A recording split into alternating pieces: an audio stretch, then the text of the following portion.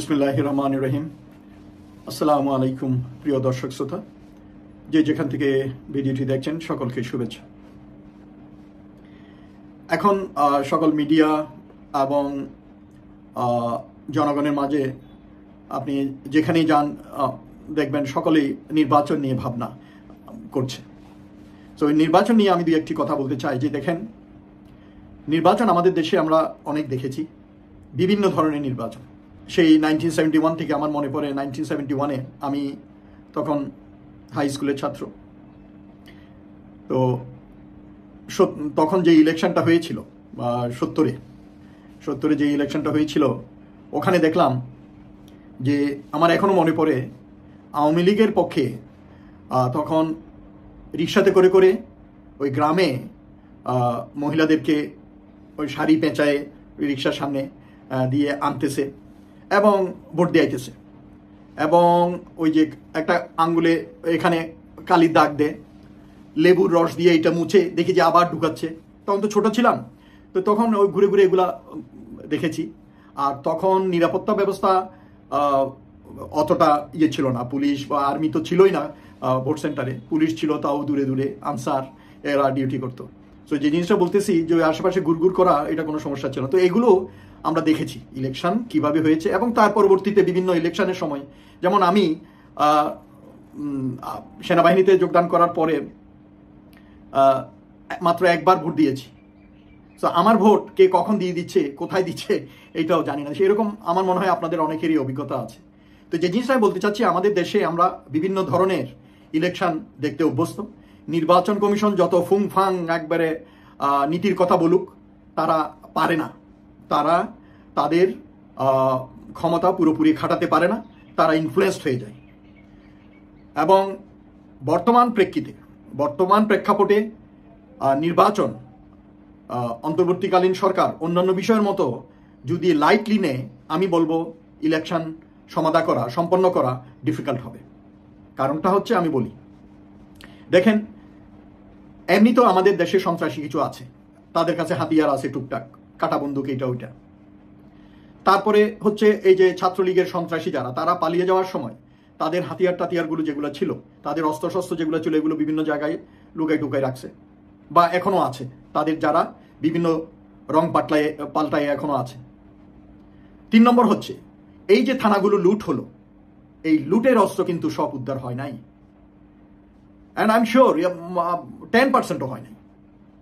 তো সেই জন্য এটা একটা ভীতির কারণ। কিন্তু সরকার খুব ইজিলি, হোম মিনিস্টার ওনাকে শিখাই দেওয়া বলি, সচিবরা শিখাই দিচ্ছে, আর উনি বলতেছে উনি জানে না কি বলতেছে, যে আমরা প্রস্তুত, হ্যাঁ এই সেই বুলশিট। আপনারা প্রস্তুত নয়, নির্বাচনের জন্য আপনারা প্রস্তুত নয়, আপনারা হেলাফেলা করতেছেন। এই যে বিভিন্ন দিকে যে স্যাবোটাজ অ্যাক্টিভিটিস হচ্ছে, এরকম ঘটনা ঘটে যাবে, তখন আপনাদের হুঁশ আসবে। ঘটনা ঘটে যাওয়ার পর দোষীকে বিচারের আওতায় আনবো চিল্লাইলে তো হইল না। তাইলে জনগণকে আর নিরাপত্তা দিলেন কোথায়? সরকারের থেকে জনগণের নিরাপত্তা যদি দিতে না পারেন, জনগণের চাহিদা পূরণে যদি নিশ্চয়তা দিতে না পারেন, জনগণকে নির্ভয়ে ভোট সেন্টারে গিয়ে ভোট দেওয়ার ব্যবস্থা করে দিতে না পারেন, তাহলে তো এই সরকারের দায়িত্ব আপনারা পালন করলেন না। কাজেই মুখে মিডিয়ার সামনে অত ফুংফাং না করে কাজ করে দেখান। আপনাদের কাজ দৃশ্যমান জনগণের কাছে খুব একটা হয়নি। ডক্টর ইউনূস ব্যক্তি হিসাবে ওনার ইমেজ ইজ ডিফারেন্ট, বাট উনি দুর্ভাগ্যক্রমে, মানে bad luck for him, bad luck for us, bad luck for the people of the country, যে উপদেষ্টা মন্ডলী উনি নিছেন, ওর ভিতরে 90% could not show there performance. যেই পারফরমেন্স ওনাদের দেখানোর কথা, দেখাতে পারেনি। সবাই নিজের একটা আনসার আছে, উত্তর দিবে, কিন্তু আমরা তো দেখছি, আমরা তো জনগণ। তো সেজন্য এই নির্বাচনের বেলায় যদি আপনারা হেলাফেলা করেন, তাহলে আমি বলবো আমাদের জাতিকে, দেশকে অনেক বড় মাসুল দিতে হবে। এই অস্ত্রগুলো উদ্ধারের জন্য, যেই অস্ত্রগুলো এখনো বাইরে আছে, এই অস্ত্রগুলোকে উদ্ধারের জন্য অবিলম্বে ব্যবস্থা গ্রহণ করা উচিত, কার্যকরীভাবে। শুধু আর্মিকে পুলিশি ক্ষমতা দিয়া, ম্যাজিস্ট্রেসি ক্ষমতা দিয়ে বাইরে রেখে দিয়েছেন, দ্যাট ডাজন্ট সাফাইস। ওইটা কোনো কাজ পুরা করবে না। তো সেই জন্য ওইটাতে হবে না। এখন আপনারা এটা ব্যবস্থা গ্রহণ করুন সার্বিকভাবে। এটা দরকার হইলে কোনো স্পেশাল অস্ত্র অভিযান কন্ডাক্ট করেন, তিন বাহিনী দিয়ে, সব নিরাপত্তা বাহিনী দিয়ে, যৌথ বাহিনী দিয়ে, না হলে হবে না। একটা পারপাস নিয়ে আপনাদেরকে অপারেশন চালাতে, অভিযান চালাতে হবে। এইভাবে ওই আর্মিকে ফেলে রাখলেন, প্রত্যেক থানায় ক্যাম্প করে করে রইল, ওরা খবর পাইয়া একটা দুইটাতে গেল, এইভাবে হবে না। পুলিশকে পুরোপুরিভাবে ইনভলভ করতে হবে, কারণ ওরা জানে ওদের লোকজনের সাথে যোগাযোগ আছে বেশি। কাজেই ওগুলো লিস্ট করে সন্ত্রাসীদেরকে খুঁজে বের করে করে বিভিন্ন কেসেতে, বিভিন্ন জায়গায় মাটির নিচে বা বিভিন্ন জায়গায় যে লুকিয়ে রাখছে, এগুলো খুঁজে বের করতে হবে। না হলে এই হাতিয়ারগুলো বের হয়ে যাবে ইলেকশনের 2-3 দিন আগে। তারপর হবে সিক্রেট কিলিং, অপহরণ এবং গোলাগুলি, ভোট হবে না। তো সেই জন্য সরকার এটার দিকে খেয়াল করা উচিত। আমি এটা এর আগেও বলেছি, এটাকে এত হালকাভাবে নেওয়া উচিত হবে না। 2 নম্বর যেটা, ওটা হচ্ছে যে লেভেল প্লেয়িং গ্রাউন্ড আপনাদেরকে করতে হবে। এই দেশের মানুষ ইলেকশন দেখছে, আমি নিজেও ইলেকশন কন্ডাক্টিংয়ে ছিলাম, বাট আমরা সেনাবাহিনীর লোক বা নিরাপত্তা বাহিনীর লোক, আমরা একটা পেরিমিটারের বাইরে থাকি। ইনার পেরিমিটার, আউটার পেরিমিটার, একটা সার্টিন এলাকারতে আমরা নিরাপত্তা দান করি। কিন্তু ভোট সেন্টারের ভিতরে বা যেখানে ভোটের রেজাল্ট আসে, কারচুপিতে হয় ওখানে। ওখানে থাকে কারা? এই যে সিভিল সার্ভিসের লোকজন, আমলারা, ম্যাজিস্ট্রেট, ইউএনও, টিএনও, তারপরে ডিসি, এরাই এই কারচুপিটা করে। বিশেষ মহলের কে স্বার্থ পুরা করার জন্য তারা এখানে 19-20 করে এবং ভোটের রেজাল্ট কারচুপি করে। তো সেই জন্য বিভিন্ন জায়গায় যেই যারা বিশেষ করে নির্বাচনী কর্মকাণ্ডে সংশ্লিষ্ট হওয়ার সম্ভাবনা আছে, প্রিসাইডিং অফিসার, পোলিং অফিসার এবং অন্যান্য কর্মকর্তা হিসাবে, তাদেরকে অবিলম্বে চেঞ্জ করা উচিত, অদল বদল করা উচিত। এটা যদি করতে না পারেন, লেভেল প্লেয়িং গ্রাউন্ড তাইলে ক্রিয়েট হবে না। তাহলে ইলেকশন আগের স্টাইলেই হবে এবং ওই যারা ইনফ্লুয়েন্স করতে পারবে সেই মহলকে জেতানোর জন্য ওরা কাজ করে যাবে। তো সেই জন্য সরকারের এই 2টা বিষয়ে খেয়াল করা উচিত। একটা হচ্ছে যে অস্ত্র অভিযান, উদ্ধার অভিযান চালিয়ে অবৈধ অস্ত্র উদ্ধার করতে হবে। তারপর 3 নম্বর যেটা, ওটা হচ্ছে যে যত দাগি আসামি আছে তাদেরকে, যারা এখনো ছাড়া পেয়ে বাইরে ঘোরাফেরা করতেছে, তাদেরকে গ্রেফতার করতে হবে।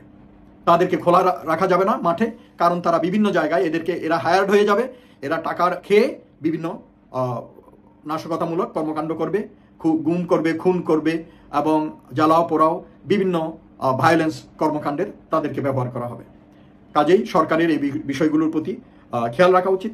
এবং এই যে মনে করেন ইদানিং হচ্ছে, এটা কিন্তু gradually they are trying to create the situation unstable.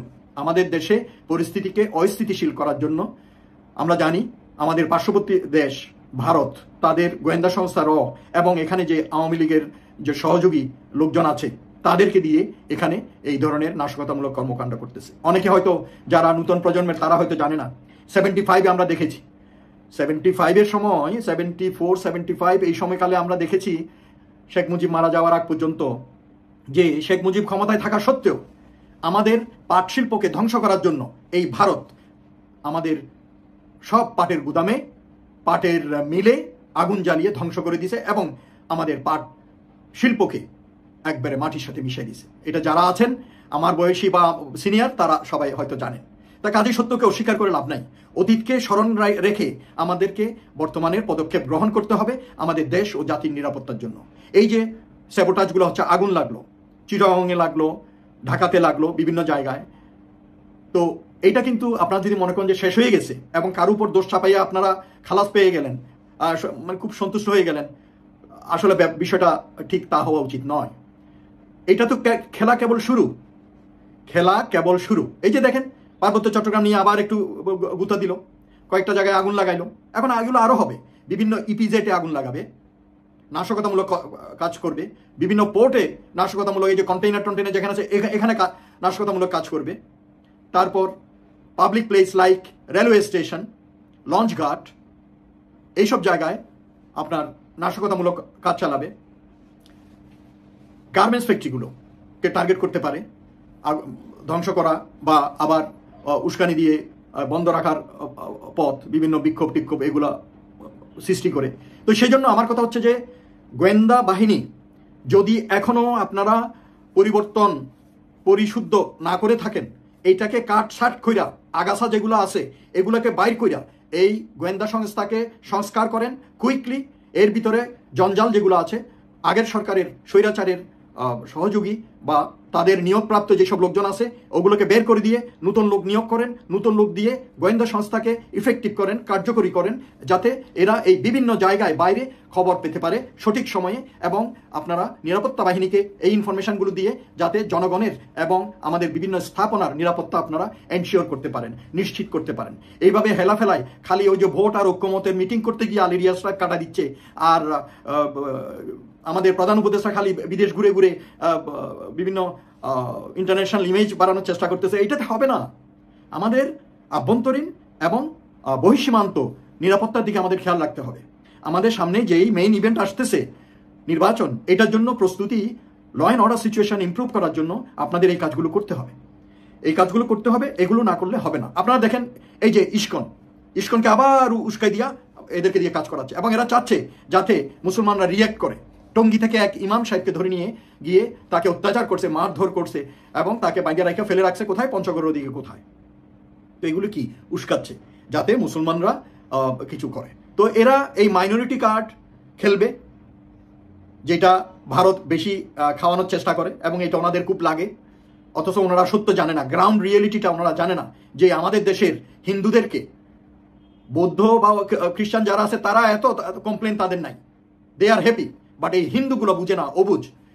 তাদেরকে আমাদের দেশে কিরকম সুরক্ষা দেওয়া হয় এটা ভারতের লোকরা জানে না, জানলেও এটাকে অস্বীকার করে এবং মিথ্যা প্রপাগান্ডা চালায়। আমাদের দেশের হিন্দুদেরকে আমি বলবো, আপনারা সত্যটাকে বুঝুন। এটা আপনার দেশ, আপনার জন্ম এখানে, মরবেন এখানে। আপনি ইনকাম করতেছেন, খাইতেছেন, আপনার ছেলেরা বিভিন্ন কোটাতে এখানে লেখাপড়া করছে, চাকরি করছে, এবং তারা বেড়ে উঠছে। কাজেই সত্যটাকে জানুন, দেশকে ভালোবাসুন, দেশের সাথে গাদ্দারি করবেন না। ইন্ডিয়া আপনাদের মাথায় কাঁঠাল ভেঙে তার স্বার্থ উদ্ধারের চেষ্টা করছে। তো আমি যেটা বলতেছিলাম, যে দেখবেন এই নির্বাচন পূর্বে পরিস্থিতি অস্থিতিশীল করার জন্য এই মাইনরিটি ইস্যুটাও আবার এরা নাড়াচাড়া দিতে পারে। পার্বত্য চট্টগ্রাম নিয়ে কিছুদিন আগে করলো, এটা নিয়ে আবার গুতাগুতি করতে পারে, আরেকটা ঘটনা ঘটায়। তো সেই জন্য আমার কথা হচ্ছে যে সরকার গোয়েন্দা সংস্থাকে আরও বেশি ইফেক্টিভ করতে হবে, এবং যদি কোনো ওখানে কাঠামোগত কোনো সমস্যা থাকে, লোকজন যারা আছে তারা, আমি জানি ওখানে ভিতরে অনেক লোক আছে যেগুলো ডিমে তালে কাজ করতেছে, টাইম পার করতেছে, এবং সরকারকে সহযোগিতামূলক কোনো কাজ করতেছে না। তাদেরকে পরিবর্তন করুন। আপনারা জানেন, সবাই জানে যে কারা আগের সরকারে নিয়োগপ্রাপ্ত ছিল এবং যারা ওই সরকারের প্রতি লয়াল ছিল এবং এখন ঠিকমতো আউটপুট দিচ্ছে না। তো তাদেরকে পরিবর্তন করুন। দরকার হলে বিভিন্ন জায়গা থেকে প্রেশনে আনুন, রিটায়ার্ড লোকজনকে নিয়ে আসুন, এনে আপনি কাজটা করার চেষ্টা করুন। সরকারকে বলছি যে আপনারা যদি এটা ব্যবস্থা না নেন, তাহলে সামনে আমাদের অবস্থা খুবই খারাপ হয়ে যাবে। এবং আমাদের নির্বাচনকে সুষ্ঠুভাবে পরিচালনার জন্য এই বিষয়গুলো করতে হবে। অস্ত্র উদ্ধার করতে হবে, নিরাপত্তা বাহিনীকে আরও জোরদার করতে হবে সরঞ্জাম দিয়ে, প্রশিক্ষণ দিয়ে, এবং গোয়েন্দা সংস্থাগুলোকে পরিশুদ্ধ করতে হবে এবং এদেরকে কার্যকরী করতে হবে। তারপর হচ্ছে লেভেল প্লেয়িং গ্রাউন্ড ক্রিয়েট করতে হবে। বিভিন্ন জায়গা থেকে অপ্রত্যাশিত লোক যারা আছে তাদেরকে বদলি করে নির্বাচনের জন্য, কারণ সবাই নির্বাচন চায়, নির্বাচন সঠিক সময় হোক। নির্বাচিত সরকার না থাকলে অনেক সমস্যা হয়, আর এই সরকার কুড নট পারফর্ম ওয়েল, এটা সবাই জেনে গেছে। তো কাজেই এই সরকারও চায় চলে যেতে, আর ওনারা থাকতে চায় না, কারণ জানে যে তারা they have failed to fulfil the dream of the people within last 14 months। তো সেই জন্য যে বিষয়গুলো বললাম, এইগুলোর প্রতি স্বরাষ্ট্র মন্ত্রণালয়, আইন মন্ত্রণালয় এবং প্রধান উপদেষ্টার অফিস, আপনারা যদি দৃষ্টি আকর্ষিত হয়, আপনাদের মনে হয় দেশ উপকৃত হবে।